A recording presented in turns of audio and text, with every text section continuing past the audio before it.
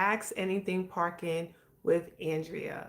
We're going to talk about the real parking challenges that drivers face every single day. I know I say New York City, but I believe like a lot of these problems exist in major cities where parking is crazy, right? So if you're new to and you're new here, you listen. Let me introduce myself. I'm Andrea. I am founder of Plenty.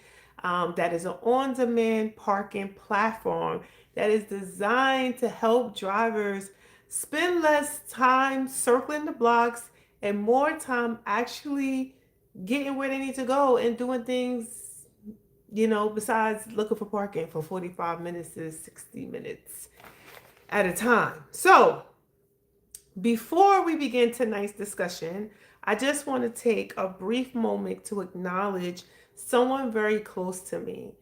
A dear friend of mine lost her mother today. And listen, we know that, life, we deal with a lot of things in our life. We balance in work, family, everyday responsibilities, and moments like this remind us just how important it is to show up for one another.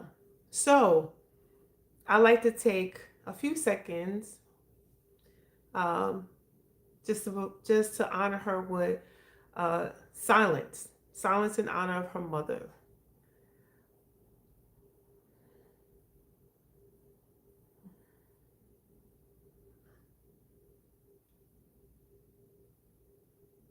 Okay. So thank you. And with that, tonight we're talking about something many New York City drivers may not realize, or drivers period may not realize, is how they choose to pay for parking could actually be costing you more than necessary. So many drivers overpay because parking. Let me take that back.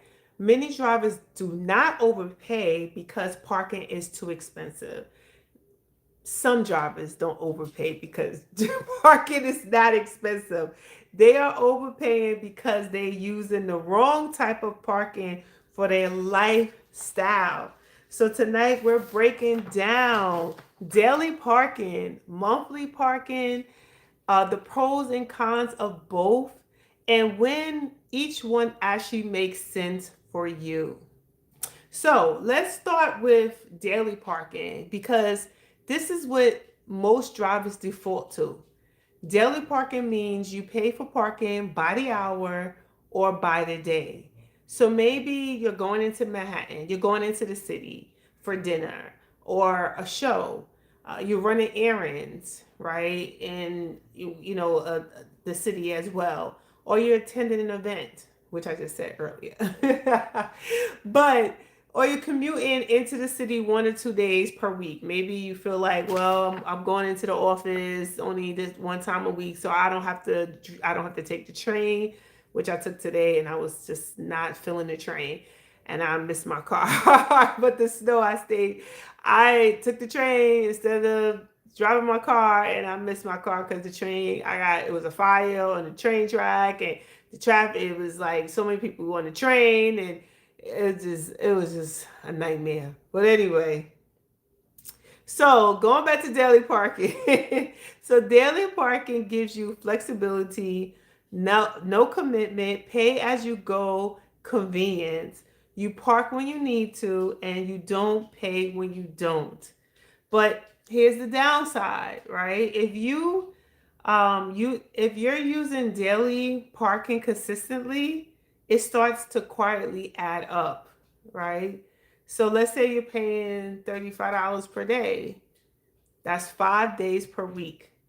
That can be $175 a week, right? Which can actually add up to $700 per month. And at that point, you're basically paying for monthly space without getting the benefit of one. And you're probably paying more than the monthly parking price, right? So now let's talk about monthly parking. Monthly parking means you pay a fixed rate every month for access to a parking space in a garage or lot. This is usually ideal for commuters, residents without a driveway. It's me, I'm driving. Business owners, healthcare workers, anyone who drives in the same area multiple times per week. Let's say let's say a garage is offering monthly parking for $500 per month. If you're paying 4 to 5 days per week, you're saving money overall, right? You're locking in a predictable cost. You don't have to worry about it fluctuating the pricing. And then also you eliminate the stress of finding parking every day. Because, if you're coming in daily, you're not really sure if there's like an event or a conference that's actually happening in that area and you normally used to parking in that place maybe once or twice a week. And then you come in and there's no parking because something actually happened and you didn't reserve and book your parking ahead of time. That has happened to me. So yeah. So this could be, monthly parking could be for you. Also could be if you're traveling for longer than 3 days and you need to park your vehicle. This could be an option for you as well. But so that to me, that's the benefit of monthly parking. But it also comes with a trade-off, right? There's less flexibility when you do monthly parking. You're paying even when you're not using it. So like if you have your monthly parking and you paying for monthly, but maybe you're not coming into the city as much. Maybe you're on vacation, whatever it is, right? That could be a trade-off. Like, yes, you pay $500, but you're actually not using it for the whole month. So that's a trade-off. You're locked into one location, so you're paying monthly parking for one location. So if you're paying parking for one location monthly and you're going somewhere else, you actually and you have to pay for parking there as well. It can seem like it's not the best option for you, right? And then you still walk several blocks to your destination. So you might have monthly parking, but the monthly parking where you live at might be 5 blocks away. I mean, I know people who used to have monthly parking and they would take an Uber from their monthly parking to their car. To their home. Like they would park their car and then take an Uber home. Yeah, that's how deep it is with parking. So in that case, monthly style pricing could be a better option even though you're only staying a week or two. So here's the real question you should be asking yourself. Not which parking is cheaper, but which parking option aligns with how often you actually drive, right? So ask yourself, how many days per week am I parking? Am I commuting consistently to the same location? Do I travel often? And if I do travel often, am I staying for long periods of time? And am I paying daily out of habit? Like I've done that. Like I've maybe go in once or twice a week and I'm paying daily. So I'm like, okay, I'm paying $20 a day to park. $40, 40 times 4 is about $160. So that actually is cheaper for me because parking in that area is going to cost me like $600 a month. So yes, it actually benefits to me. But sometimes we don't realize that we are paying daily out of habit because we don't want to pay the monthly payment, but we actually wind up spending more by not paying the monthly parking.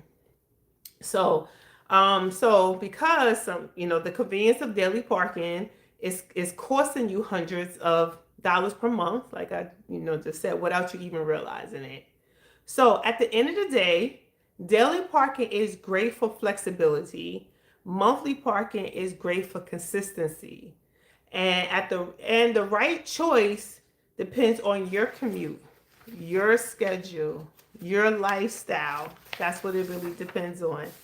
If you work remotely, if you travel often, or you only drive occasionally. So, monthly parking may not be the most cost-effective option for you, and it just depends on what works for you. So I just want to give you a scenario, right? Like you're commuting to the Manhattan 4 to 5 days per week for work, right? Daily parking is $35 a day. You times that by 20, that's $700 a month.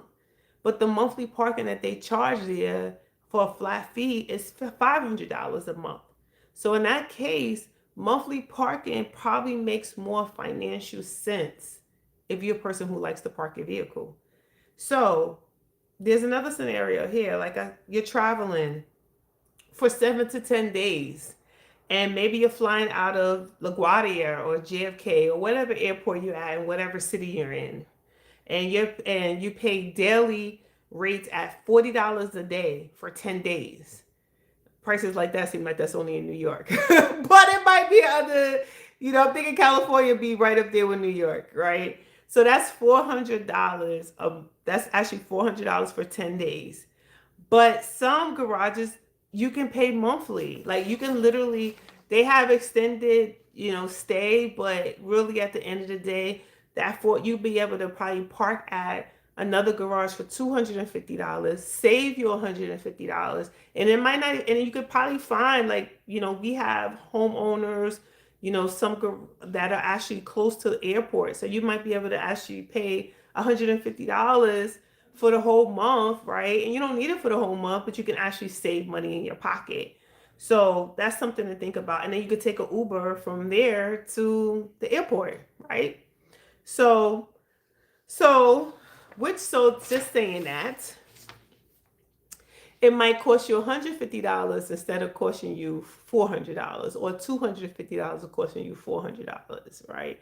So you have to think about it like that. You might think it's only a few days, but actually those few days add up and they charge you by the day because you're not doing monthly parking. So before you book your next parking session, take a second to ask yourself, am I choosing the option that works best for my lifestyle or just the one I'm used to? So listen, thank you for joining me tonight on Ask Anything Parking with Andrea. Listen, as always, we're all about saving the dollars. We're all about making this parking experience easier, right? We're all about building out a system that could benefit us, right? To have a certain quality of life. That's what we're all about. So, thank you for joining us this evening. God bless. See you next Wednesday. Stay safe and make sure you love on your loved ones. Take care.